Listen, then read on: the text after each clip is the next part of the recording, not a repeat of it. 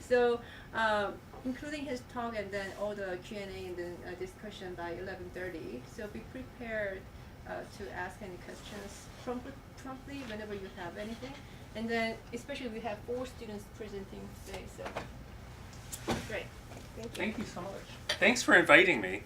I don't know if Tim mentioned this. I'm sad that I missed Tim's talk because he's not just a lovely person, he's really good at what he does. And he and his students are really bringing something special both to psychology and geology in terms of the education component. And he's really the theorist. He's thinking about the cognition. And I've been approaching this whole business from a very empirical standpoint because I've taught this class, structural geology, almost 36 times at Williams College. And so I try things and they work or they don't work. And so I abandon or go a little bit deeper. And so I'm not going to get into the fancy language that Tim was talking about, but I'm sure he talked about the expansive hand gestures that geologists use when they're describing things. And because I've actually been one of his test subjects, and it turned out it's like all psychology experiments, it's a complete sham. And so they ask you questions and they have no interest in your answers to those questions. They want to see what you're doing with your hands. So be prepared. So this is a view from one of my favorite hikes in Williamstown with my little friend Ruby. And so there's a lot of vertical relief. And we think about living in a 3D world. People talk about living in a 3D world all the time. But this is really 2D. It's a surface, right? Unless you're a bird and you're flying, you're kind of constrained to that surface. So we're seeing vertical relief, but everything is on a very irregular surface. And so actually penetrating into that third dimension means something else. It means a section. And it was really interesting being invited to give this talk. My own research, I'm actually what's called a structural geologist, and our special little branch is called structural geology and tectonics. So we think about deformation of the crust and how mountains form. That's kind of my real research interest. And the education stuff is just to make my life easier because I have to teach as well as do research. And it stresses me out when students are stressed out. So I'm always trying to come up with better ways of teaching them. And so as I go through this, I have this very informal style of lecturing at Williams. Usually I'm often sitting with Ruby on my lap, but she could not come today.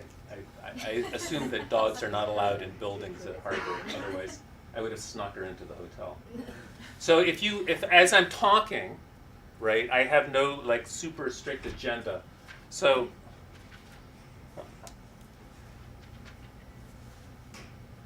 my computer has, oops. So feel free to ask questions as I go along. So I'm sure that all of you at some point in your lives have visited a castle, right, or some ruins, and you walk around and no doubt you're thinking about what this looked like before it became a ruins, right? So you're seeing something that exists, you're walking around, you're thinking about the floor plans, and there are parts of it that this is Kenilworth Castle. And then you might try to reconstruct it either in your imagination or actually on paper. So it's like as architects, people will come up with a blueprint of something that's to be built, but a lot of the time we're actually like looking at old things and trying to reconstruct. And this is what I do all the time. I walk around, I look at old rocks, and I try to imagine what that landscape looked like at the time those rocks were forming. And so my goal today is to talk about sections and try to think about not just what sections are, the way that you might use them, but the various ways that we in geology use them. And as I started preparing this talk, I realized that, my gosh, there are actually a lot of different kinds of sections that we use all the time. And they have very different purposes.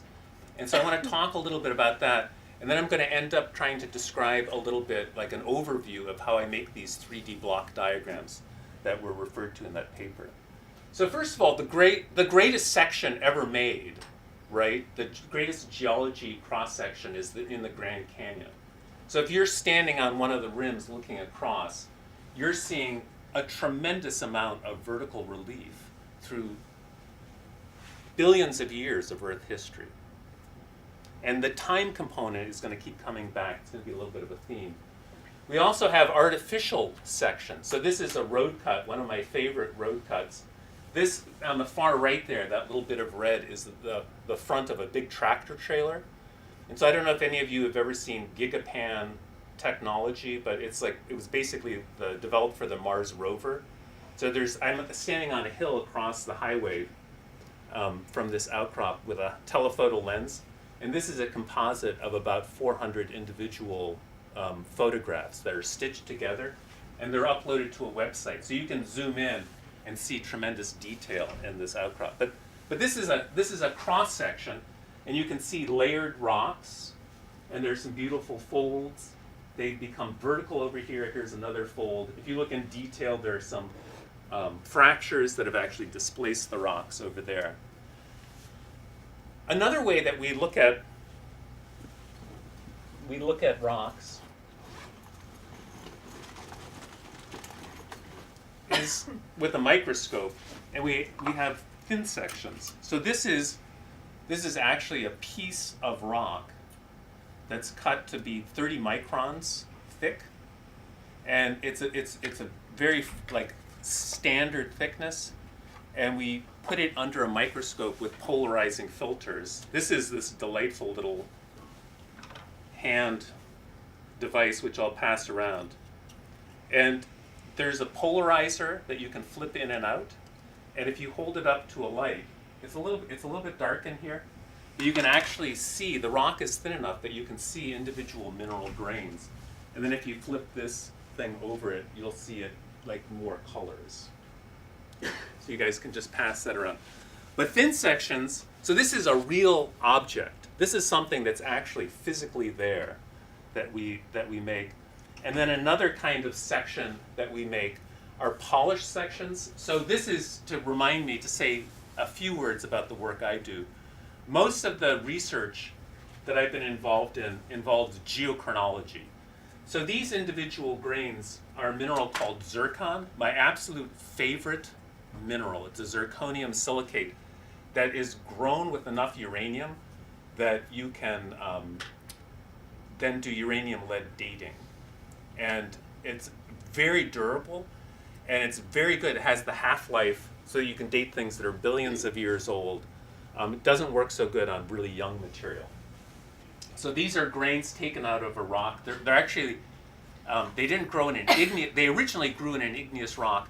They were eroded, transported, and then we collected them and separated them.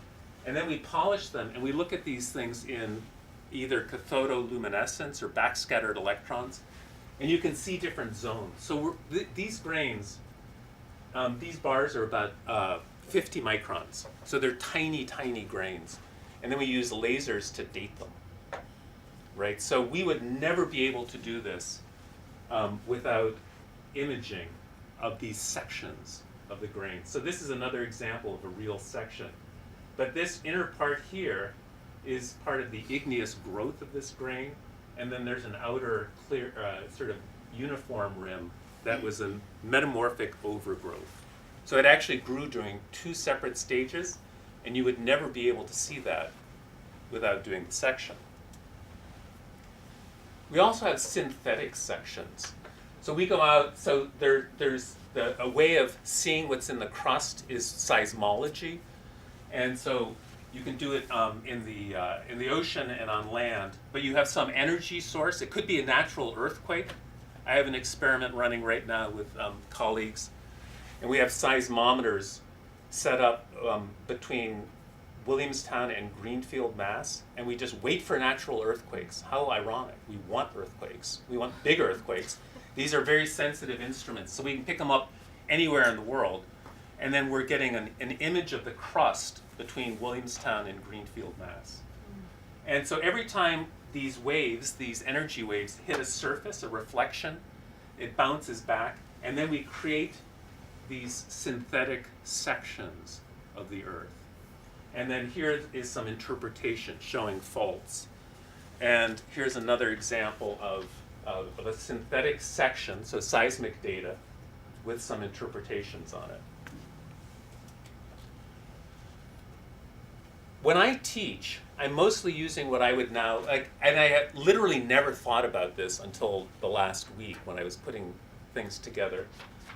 I would call these symbolic sections. So it's interesting because what we're trying to do is make information, to abstract it, to make it simple enough to actually see for novices. So thinking about how Tim would describe this, I'm taking something that's the real world.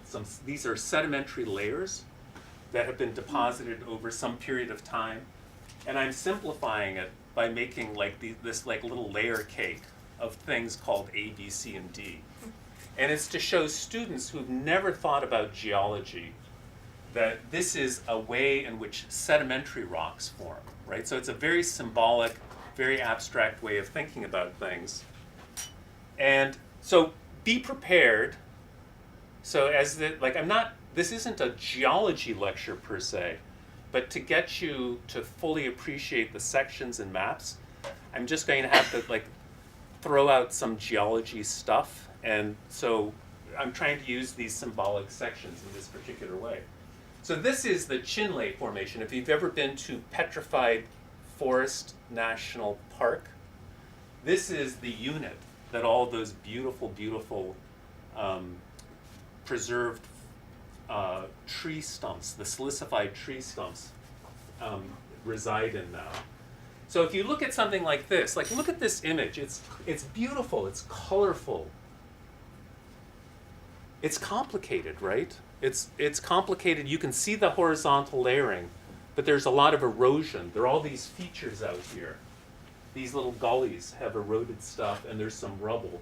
And I think a student looking at this, I'm not going to guess what you're seeing, but my students in an intro geology class might see a lot of red and some stripes, but they probably won't see horizontal bedding, right? And I think this is the kind of thing that Tim would be thinking about.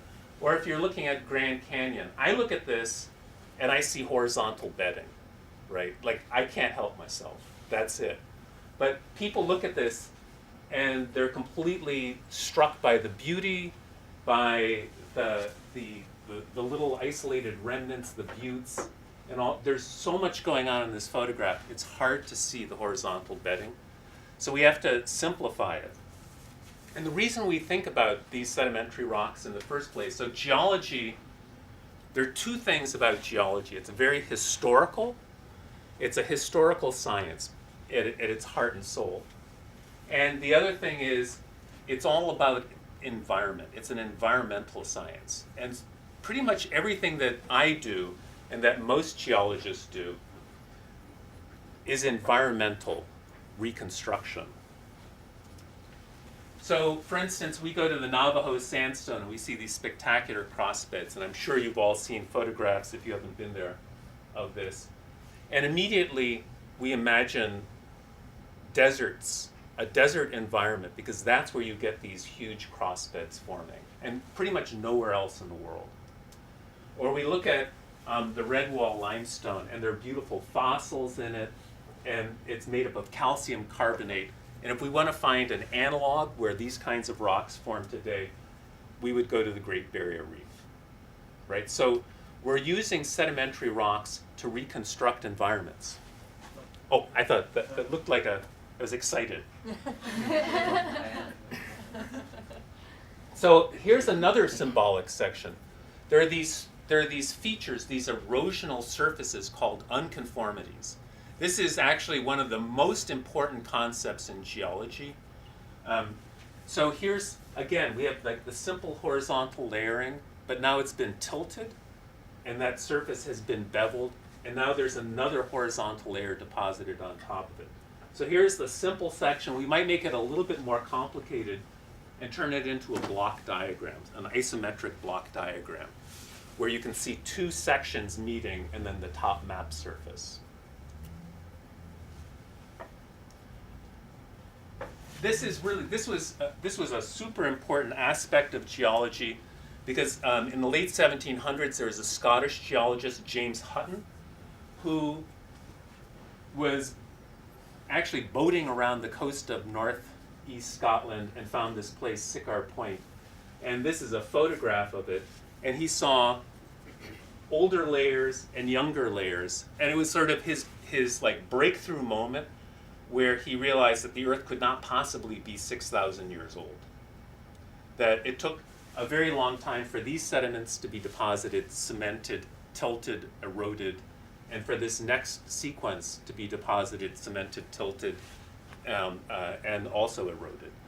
So he just basically gave up on the biblical view of the age of the Earth, and this was really when modern geology gets started.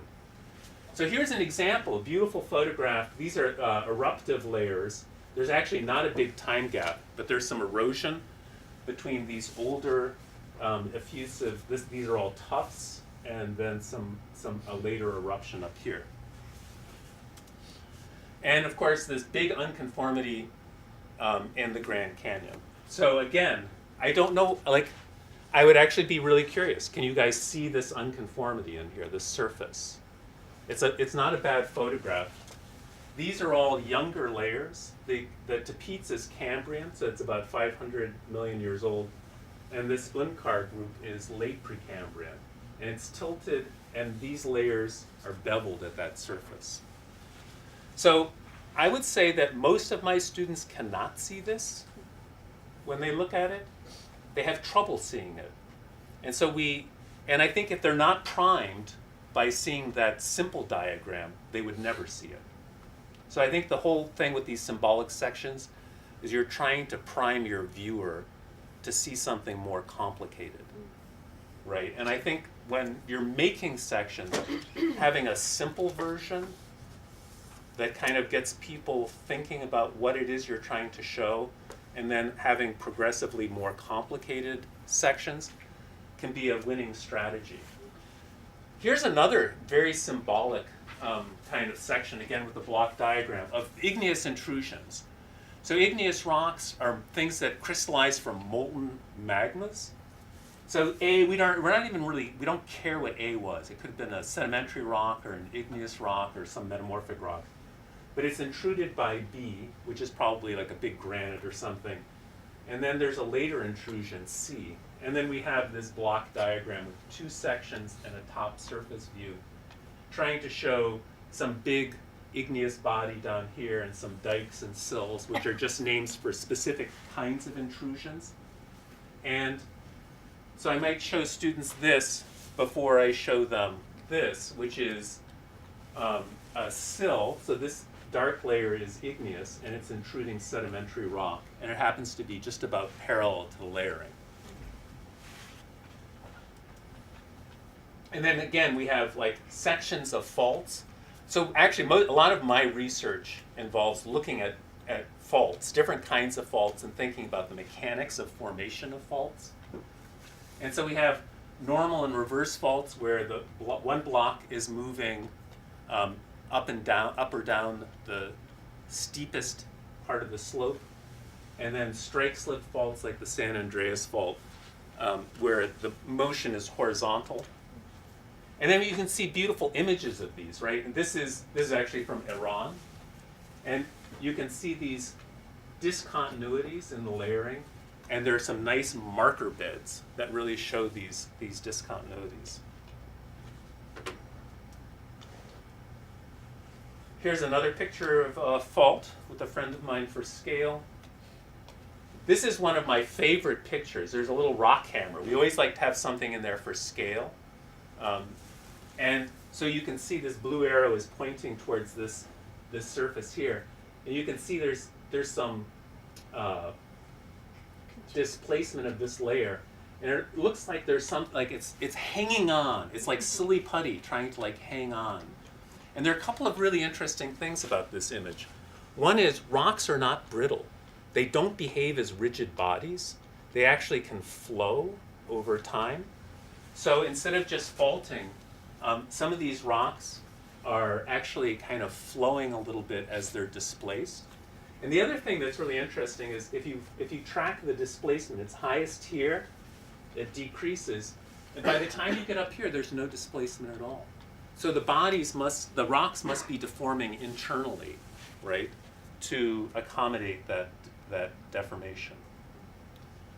And then this is an enormous cliff face with some beautiful folds. The fold got a little too intense over here, and so it broke through, and there's a nice fault surface there. But again, this is something that might be hard to see if you're not used to looking at it, and you don't have these blue arrows. This is a huge, huge cliff face in the northern India, and these are great big spruce trees up here for scale. And so there's layering, and you can see there's some folding going on, but then there are also some faults that have developed in different places. So we love these block diagrams for creating pictures that show how structures are connected. So if you've ever driven around, I have to say, I hate driving. I just absolutely but I hate driving in New England. If I'm out west, put me in a nice car in Nevada, right, or Utah, and I'm super happy to just drive all day, where there are very few other cars. So here's an example of a normal fault, and so these blocks are being displaced, but the layers above it, instead of being displaced, are just tilting like this. A monocline just means it's only tilting in one direction. And then if you're heading down towards the Arizona border in Utah, you go through this little town, Mexican Hat, and here's an actual example of these layers tilting. So it's really, we're using these block diagrams to prep the viewer for something that's more complicated. And here's an example of some folds, and then this is going to be an erosion surface. So this is actually another section, but it's parallel to the surface of the Earth.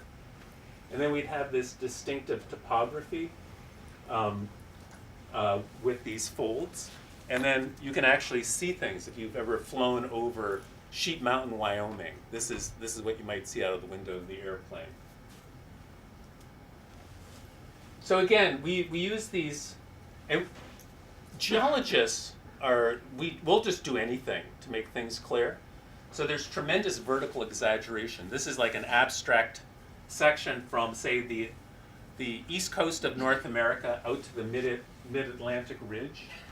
We're trying to show that new crust is forming out here, and then you end up in some really deep ocean material here, and this is the margin of the continent. So we might try to show something like that, or plate boundaries, so plate tectonics, which was a new idea when I was in college, and it was very exciting, revolutionized geology and the earth sciences. We have this idea of mid-ocean ridges forming new oceanic crust, plates descending back into the mantle, and so this subduction zone, and a lot of mountains form in just above these subduction zones. So most of the places where I have worked, like Japan, are right above subduction zones. Most of my work is in the Appalachians, where there were old subduction zones. There's no evidence for them, except